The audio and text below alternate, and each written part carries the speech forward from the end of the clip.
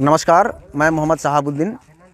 अभी हम सिलवार कला गांव में आए हुए हैं और यहाँ पे एक मामला पिछले फरवरी से 27 फरवरी से चलता हुआ आ रहा है। जैसा कि आप देख पा रहे होंगे कि ये कुआं है और इस कुएं में एक मोटरसाइकिल गिरा हुआ है और मोटरसाइकिल का जो कंडीशन है वो अभी तकरीबन कब से गिरा हुआ है, ये मोटरसाइकिल कब से डाला हुआ है? 27 फरवरी का रात में। 27 फरवरी रात से, तब से ये मोटरसाइकिल कुआं में है। आखिर क्या कुछ है और क्या मामला है, सबसे पहले यहाँ हम बात करते हैं। यहाँ के हमारे साथ मौजूद हैं यहाँ के भूतपूर्व मुखिया महेंद्र राम जी हैं। कुछ बात करते हैं और जानते हैं कि आखिर क्या मामला है। तो आप बताइए कि ये मोटरसाइकिल कुआं में कब से है और क्यों है? ये मोटरसाइकिल 27 फरवरी के रात में इन लोगों ने, ये हीना देवी है और इसकी पति भी है और इसकी सास भी हैं, इन लोगों ने अपने घर में था तो रात्रि में वहाँ से हमको लगा ठेहड़ा आम हम लोग बोलते हैं, वहाँ का निवासी इलू का गोतिया है मोहन राम वगैरह, करीब 8-10 लोग इसके घर पर आया, इसके साथ मारपीट किया, इसका घर का पूरा सामान को तीतर बितर कर दिया और मोटरसाइकिल को भी यहाँ डाल दिया। इस संदर्भ में इन लोगों ने 3 आदमी हॉस्पिटल में इंडोज रहे और 1 सप्ताह तक उन लोग हॉस्पिटल में रहा, जिसका चोट लगे हैं। हीना देवी अभी अपना इलाज कराने के लिए बेंगलोर गई हुई हैं, उसका काफ़ी गंभीर है, उसका भाई लेकर के बेंगलोर गया है। पुलिस प्रशासन यहाँ मामला दर्ज हो गई, यहाँ जिस घर में क्षतिपूर्ति हुई है उसका सारा अवलोकन हो गया। इंस्पेक्टर साहब आए, इंस्पेक्टर साहब और यहाँ के प्रतिनिधि द्वारा उन लोगों की आपसी गुफ्तगू बातें भी होगी और क्या हुआ सो अभी तक इसका घर के लोग बताएंगे। लेकिन मोटरसाइकिल अभी गिरी हुई है, 27 फरवरी से FIR भी हो गया, लेकिन किसी पर कोई कार्रवाई भी नहीं हुई। और तत्पश्चात 28 ये हमको लगा कि रामनवमी के 4 दिन पहले 28 मार्च को अभियुक्त मोहन राम वगैरह को थाना में बैठाया गया। उसके बावजूद भी थाना में बैठाने के बाद 4 घंटा के बाद उसको दोनों को पुनः छोड़ दिया गया।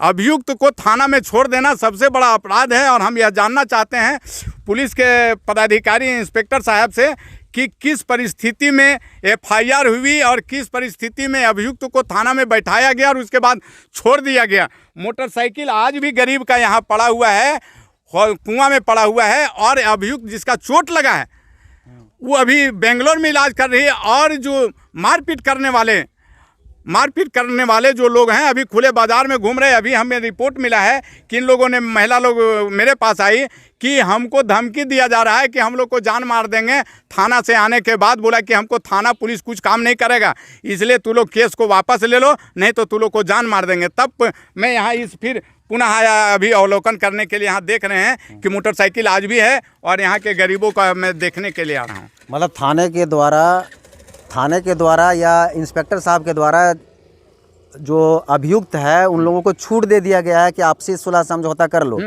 जिसके वजह से मोटरसाइकिल अभी तक कुएं में है। अच्छा, कौन है ये, क्या नाम हुआ आपका? महिला से बात कर लिए।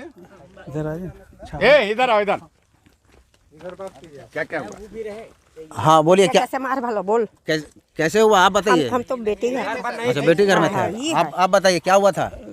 हम लोग काम करके आए हैं सर, हम लोग काम करके आए हैं, करीब 6-7 बजा होगा। बस हमारा बहू और हमारा लड़का आया और मतलब जैसे 5 मिनट 10 मिनट घर में बैठा और उन लोग हड़बड़ा के घुस के और मतलब मारने लगा सर। कौन लोग? उन लोग मोहन लोग। हाँ। मोटरसाइकिल कुआं में कौन डाला था? वही लोग डाले सर। अच्छा, तो जैसा अभी आप बोल रहे थे कि पैसा किसको दिए थे? पैसा मुखिया जी को दिए थे। कितना पैसा मुखिया जी को दिए? 15,000 दिए थे। किस लिए? अब किस लिए लिया था, हमको मांगे हम दे दिए सर। मतलब मामला को सुलह समझौता करने के लिए? हाँ, बोल 15 पैसा दो, वो 15,000 रुपया था। 15,000 रुपया। क्या नाम है आपके मुखिया का? नाम है क्या? उमेश प्रसाद बाबू नाम है सर। अच्छा, उसको 15,000 रुपया दिए थे। हाँ। मामला को मतलब वो 15,000 आपसे मांग के लिए? हाँ। है ना? हाँ। किस लिए? मैनेज करने के लिए। अब क्या करने के लिए लिए थे सर, अब कैसे कहें बोल के। तो जैसा कि आप देख रहे हैं कि वारदात हो जाती है फरवरी में और जो मारपीट किया हुआ रहता है इन लोगों के कहने के अनुसार वो अभी छुट्टा घूम रहा है और थाने के द्वारा कोई कार्रवाई नहीं की गई है। ऊपर से मुखिया के द्वारा 15,000 रुपये ले लिया जाता है और मोटरसाइकिल आज भी कुएं में मौजूद है। और भी कुछ जानकारी लेते हैं, इनसे पूछते हैं, चलते हैं, देखते हैं इनका घर का क्या हाल है। तो आप देख सकते हैं भुक्तभोगी का घर ये है। और जैसा कह रहे हैं यहाँ सामने से मोटरसाइकिल उठाकर ले जाकर कुएं में डाल दिया गया था। और इधर आइए और देखिए अभी भी घर का हाल जिस तरह से है, ये आज भी घर का हाल ऐसा ही है। हालत को अभी देख लीजिए, इसी प्रकार से इन लोग को रहने का जगह नहीं है।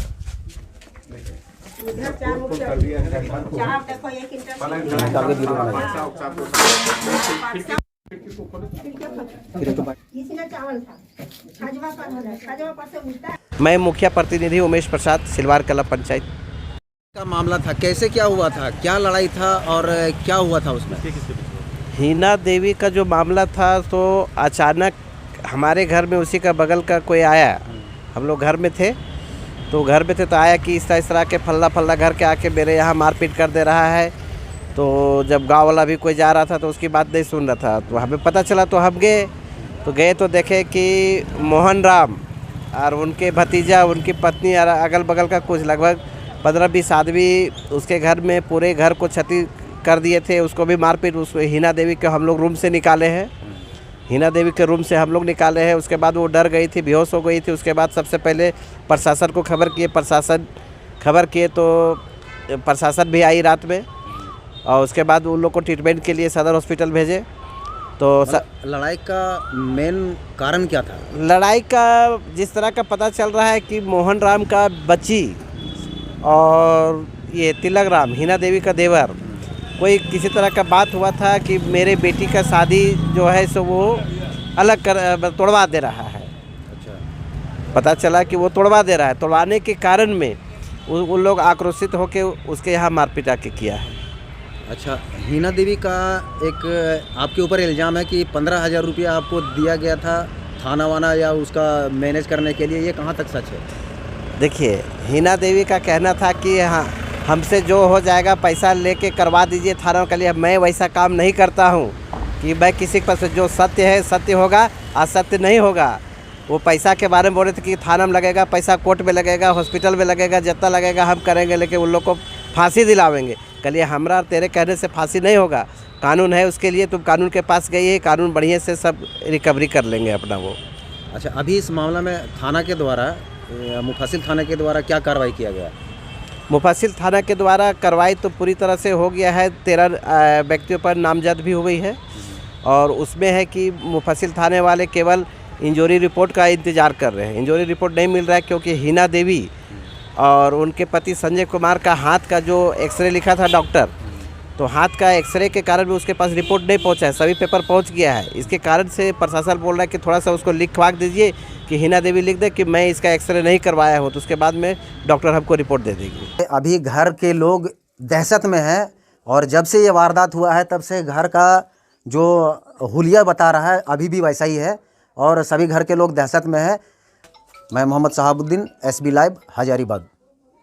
Subscribe now and press the bell icon. Never miss an update.